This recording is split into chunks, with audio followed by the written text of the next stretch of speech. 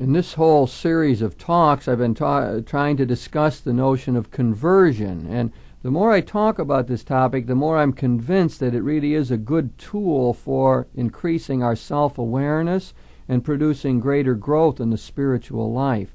As I talk about that, we have to remember that conversion is not simply something that we do on our own. This is not an autonomous action.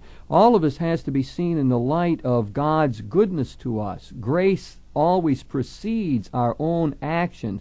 God takes the initiative. We're able to make progress in life always because God has graced us, because God's Spirit is with us. It's important to remember that so that we would not end up thinking of conversion as something simply self-directed or accomplished by our own means. So we would be patting ourselves on the back and saying, boy, I'm really intellectually converted or affectively converted, or I've turned my life around morally, and that I would become proud about all of that. It's important to keep that theological point in mind, that conversion is always God's doing, that it's the work of the Spirit, that we are being responsive somehow to this call of God. It's God's initiative that makes our progress possible. Now, we have talked about various aspects of conversion, and you could do this with so many areas because there are various dimensions of our lives. For example, I haven't talked about imaginative conversion. That would be an interesting thing to pursue. Or aesthetic conversion, where we become more appreciative of beauty. But we have to sort of limit this, and so I've been talking about being converted emotionally and turning things around intellectually, trying to become a morally converted person. And now I want to move towards religious conversion, or more specifically, Christian conversion. And again, as always, I want to begin with a story, and I want to talk about a particular individual who I think represents, in a modern context, this kind of religious conversion. Again, I find that it's flesh and blood examples that often move me. I find myself often inspired by the people I deal with. I often think that that's one of the great blessings of ministry, that I get to encounter a lot of people who are serious about the spiritual life, who are struggling, and even in the midst of all the failures, I often run across people who have made it and who have ended up doing better. I seldom record the stories, I guess, of those who have failed or I haven't been able to help. It seems like we come up with a lot of success stories. It's important to factor in that that's often in the midst of a lot of things that don't go that well. Maybe the failures or the successes end up sticking in my mind in a way. But they also are important to me because I believe I really learn a lot from them. And I must say I'm often inspired by the people who don't seem to be very successful but who make a tremendous effort at it. That's one of the blessings, I think, of ministry. So I want to talk about a particular woman by the name of Sue. Sue, I think, was a woman who was ahead of her time in many ways. Sue grew up in an ethnic neighborhood in a Catholic family that put a lot of emphasis on the Catholic tradition. It was a very conservative religious family in many ways. And Sue was a very bright young woman. And Sue went off to the university and began to get a feel for being enlightened. She wanted to join the super culture. She wanted to break away from a lot of the ethnic customs and the religious faith of her parents. I think she felt in a way that it was sort of unenlightened or childish to be a part of that religious and ethnic tradition. And so she began to think for herself. She became critical of all of that. She consciously distanced herself from her parents. It hurt her parents in many ways. They didn't understand what she was doing. Sue made new types of friends. She associated with a lot of atheists and free-thinking type people. She went off and she sort of really rebelled against her family almost entirely. She had little to do with them. After she graduated, she went out and traveled around the country for a while. She was a very adventuresome kind of person. She really experimented with all kinds of things. I'm not even sure all the things she was into, but she really was looking around for new experiences, and she was just going to be her own person. And as a part of all of that, she really needed to reject her religious heritage. That whole Catholic tradition she grew up in, she just quit it. She quit going to Mass. She didn't follow the particular rules of the religion. The moral principles and the gospel and so on meant very little to her. And she tasted a lot of life in this way. And the time came when she felt a need to sort of reinvestigate that religion. She came knocking on my door one day, coming back home in a sense, and saying, I really have to rethink all of this.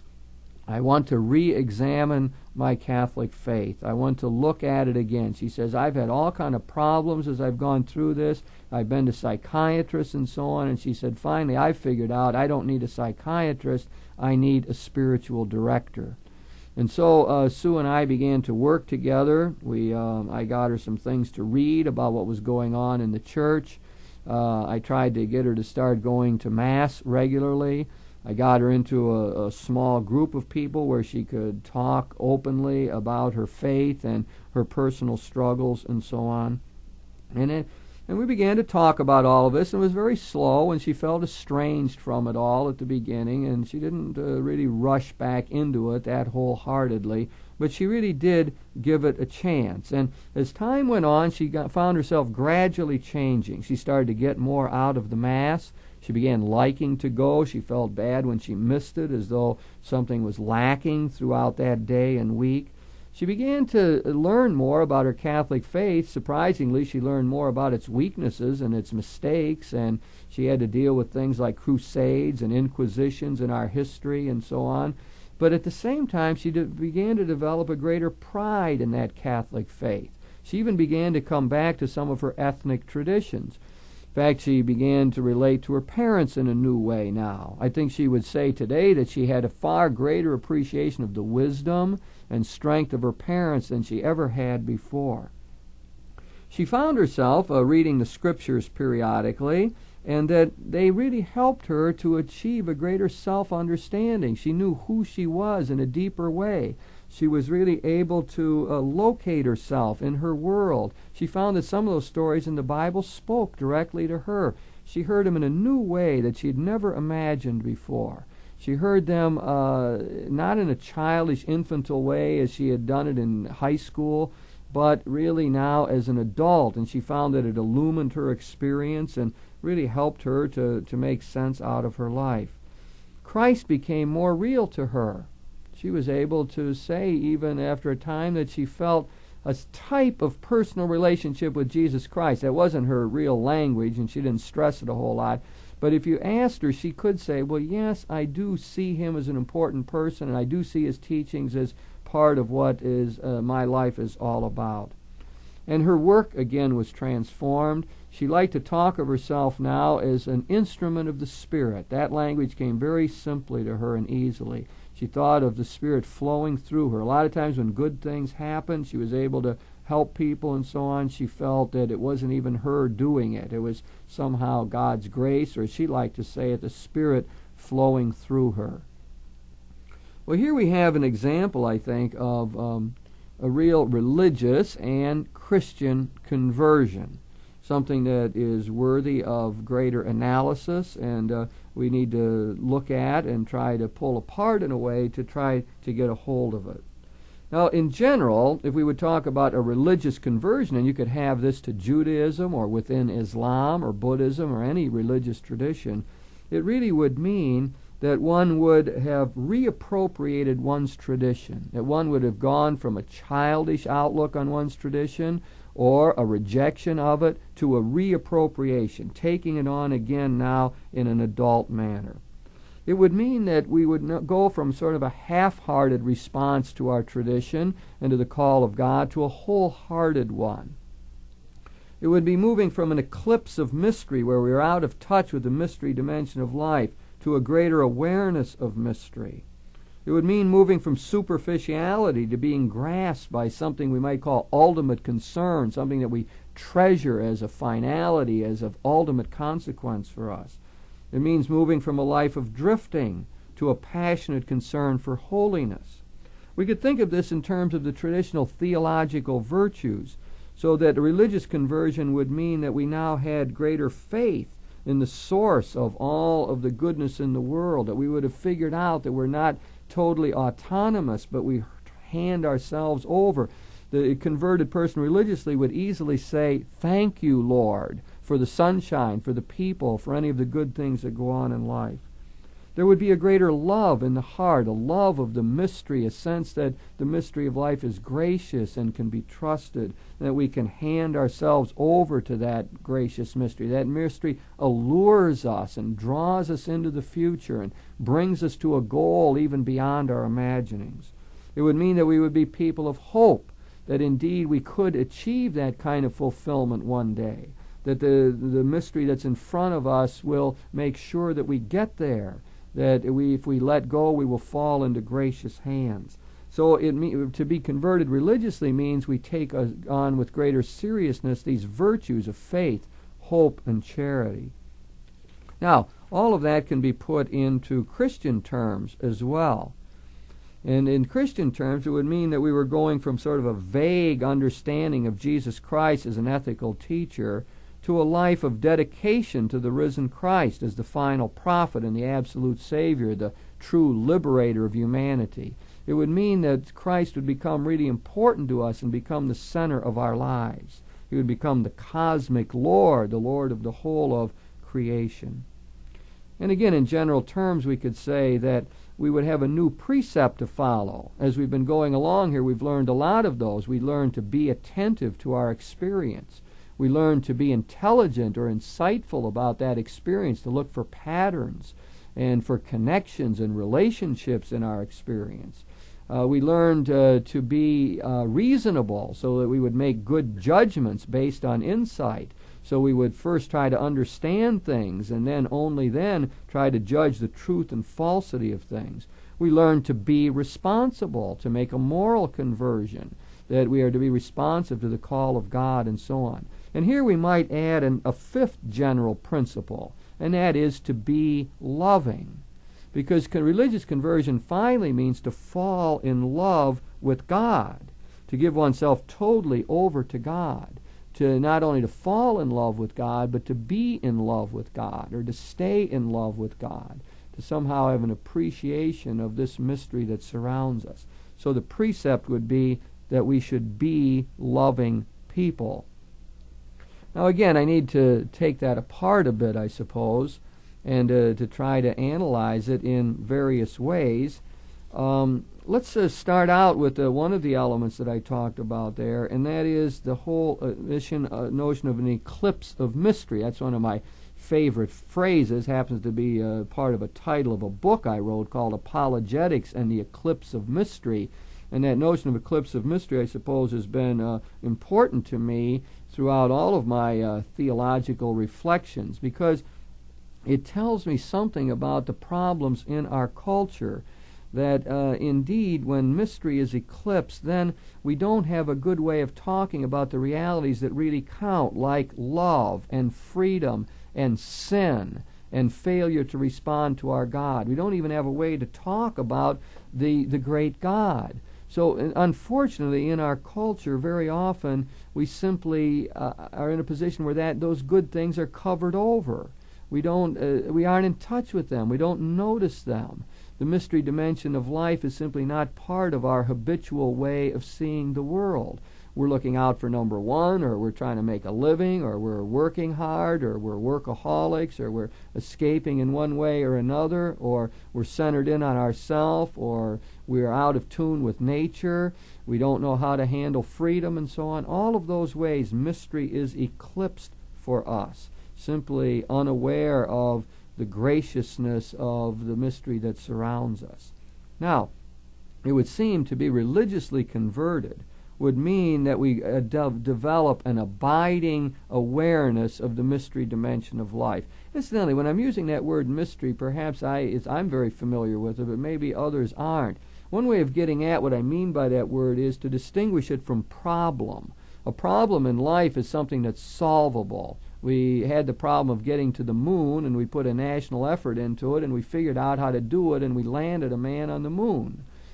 We have all kind of problems in life. Mysteries, on the other hand, are those things which are essentially incomprehensible, which are inexhaustible, which are not solvable in principle.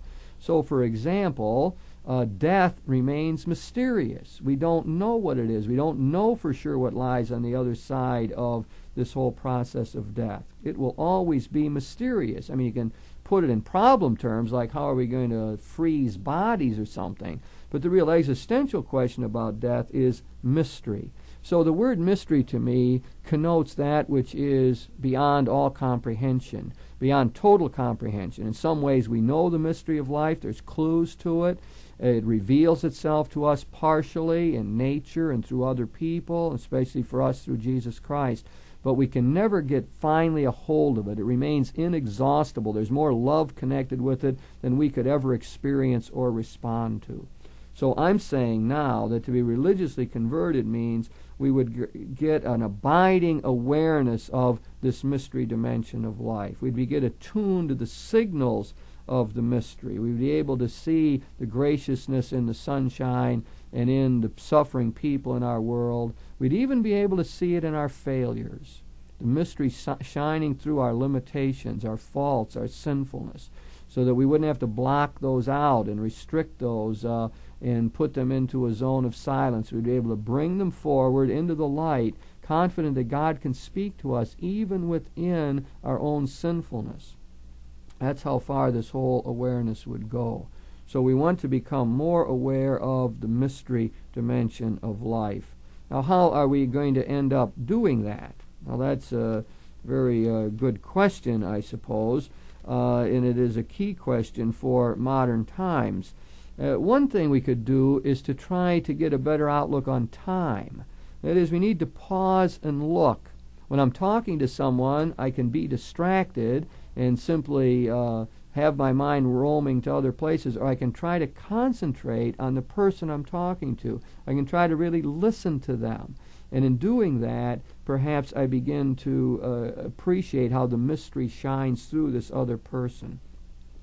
We need to learn to see nature. I mean, so many of us are out of touch with nature almost completely. It becomes really important, I believe, to mine the riches of nature, to see the beauty of trees, to notice the flowers. All of that becomes a way of attuning ourselves. I believe one of the great methods of doing this, of course, is through meditation. Meditation helps to quiet the mind and heart, to take 10 minutes of silence just to reflect on our breathing, or on a candle, or on a particularly beautiful leaf, or any object in the world. It begins to teach us how to concentrate, to focus our attention. So regular meditation is a way of putting aside the distractions of life, I believe, and really entering into all of that in a more wholehearted way. So the first element here of this whole conversion I want to talk about is this movement from an eclipse of mystery to an awareness of the gracious mystery that always surrounds us. Let me move to another one here as well. And this would be to move from a life of drifting to a passionate drive for holiness. Now, the whole drifting problem is one where we don't take hold in life. I'm thinking of a middle-aged man that I talked to who told me that ever since that he graduated from college, he has not had serious thoughts about anything except his job. Ever since he graduated, he got into a job. It's been all-consuming for him. It's dominated his life. It's, I think, in some ways really hurt his marriage and his relationship with his kids. But his statement was, I haven't thought of anything with seriousness except my job since I graduated from college. This is a man who is drifting along in important areas of his life. He hasn't developed theologically. He hasn't worked on his relationships. He simply let it go. Now, it would seem that we could end up drifting like that in many ways. Some of us would say, well, I drift in my moral life. I don't ever ask myself in a serious way, what are my vices and what virtues would I like to have?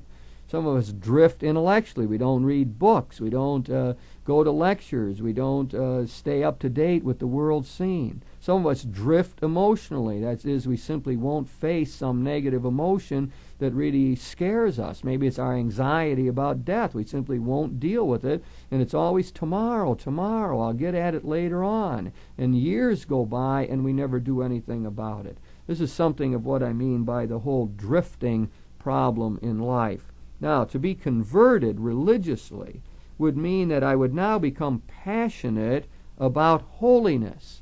Now, the word holiness, I suppose, might put some people off, but holiness suggests to me, first of all, the great glory and power of God. To talk about holiness does not, first of all, mean piling up merit, as maybe is in much of our Catholic background.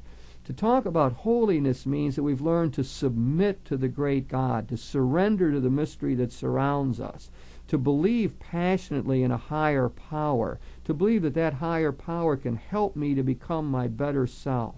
To be a holy person means that when I find myself in life just walking around with a generally prayerful attitude, that I have an abiding sense that I am related to this God. The holy person would easily, throughout their day, say, "Thank you, Lord," or "I'm sorry, Lord, for this sinfulness that entered into my life. Help me to do better in this situation. I praise you for your goodness." All of that would seem to come easily to the holy person, the person who is in touch with the sacred, with the holy that is often fascinating but also awesome. So when we be holy, we wouldn't be treating God like a kindly old grandfather, but we would be seeing God really as extremely important for us. That God is someone to be taken with ultimate seriousness. That this God not only cares for us, but is demanding as well. That we get both of those elements in there, the awesomeness of God, the almost scary side of being in God's presence, but also the fascination that this God is gracious and cares for us. So to be, I suppose, holy would be that we let ourselves fall into the hands of this God. We would take this God with ultimate seriousness. Now, how are we going to achieve all of this, I suppose? How are we going to move in this direction? Well, I think this whole analysis of our failures would be an important thing. I think that's why Sue would be a good example in all of this. So Sue is one who I think came to understand this in a new way. Sue was drifting along in her life and not doing much of the constructive nature. And then Sue was able to make a decision. She's going to come and knock on my door and say, "I need to start over." That probably was the key decision for her to achieve this religious conversion. In a sense, it's a spirited action. It's a letting go. It's somehow Sue said, "I can't handle this all myself. I need to get back into this religion. I need to look at all this." She had to look at the messiness of her life. And I believe that we get a clue there. I believe it has something to do with self-honesty, with being able to say, "I could start over," that my God won't imprison me in my past failures. Maybe a lot of religious conversion doesn't happen because we wallow in guilt, because we think we're crummy people. We get down on ourselves. We feel small and insignificant. And we think that maybe even God can't forgive us because we can't forgive ourselves. And religious conversion occurs when we're able to say, "No, my God's better than that. The love of my God is stronger than all of my sinfulness. And there is a new chance." I believe that might be part of this religious conversion that we need in our lives. We have to trust, in other words, that God really is in control of this whole process. Well, I think this might be a good place to stop in this whole presentation here, and to allow some time for reflection. You know, I realize there's a lot of words here, and I'm throwing out ideas rather quickly, and the important question is, can we assimilate them or let them strike through to our mind and heart? So I believe it's good to stop periodically and to try to get hold of the whole thing and to ask those personal questions again. You know, in what ways have I drifted? In what ways is mystery eclipsed in my life? In what ways do I need to become more loving and to hand myself over to God? In what ways have I violated that great principle that I must be a loving and committed person? Why don't we take a few minutes, or opportunity at least, for this? You might want to do it personally. Reflection, might want to write a few things down. That often helps. You might want to talk to one other person or in a group and try to respond in one way or another to this examination of conscience on religious conversion.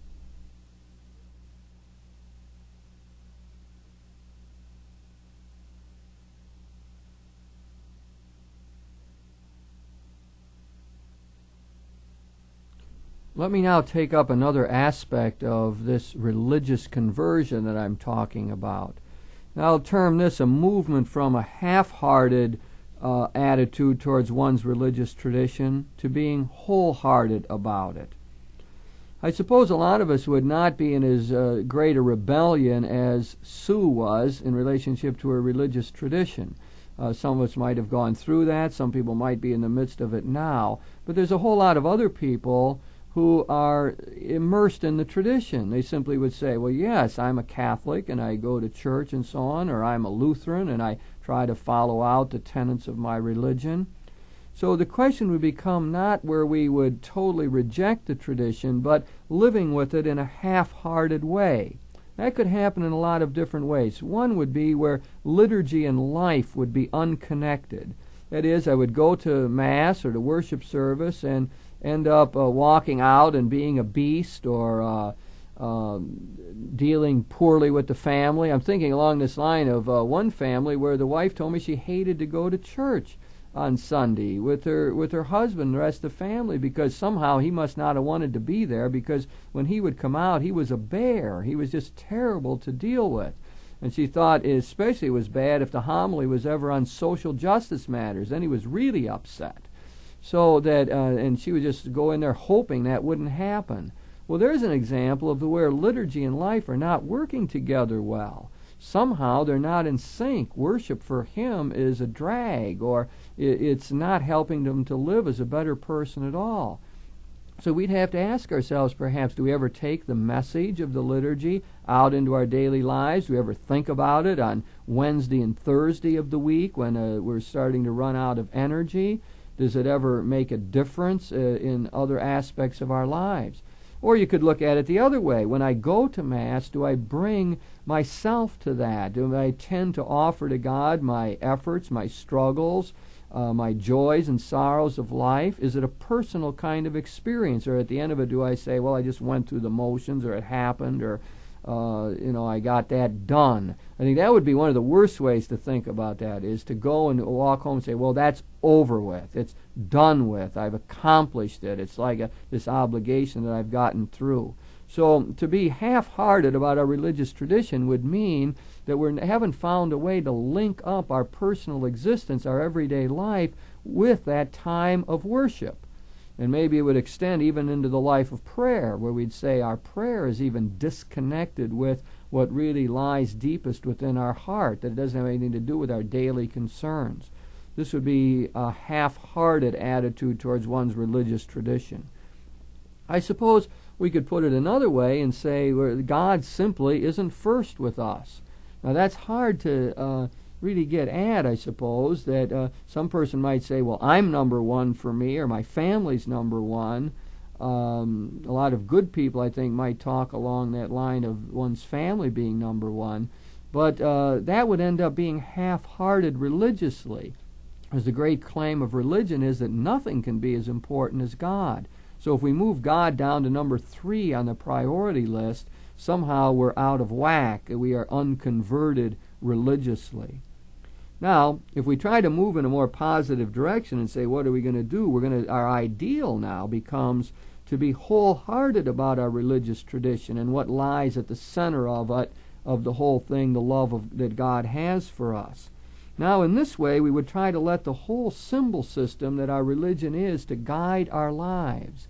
Now, liturgy and life would be connected, so that I go to church and I pick up a good idea and I try to put it in practice throughout the week. I look forward to Mass because it helps focus my attention. It's like stop action, where I can bring all that I am, my struggles, my joys, my personal desires, hopes, and so on, my cares for others, and I can stop all of that action for a while, and I can in more leisurely fashion offer it up to God, hand it over.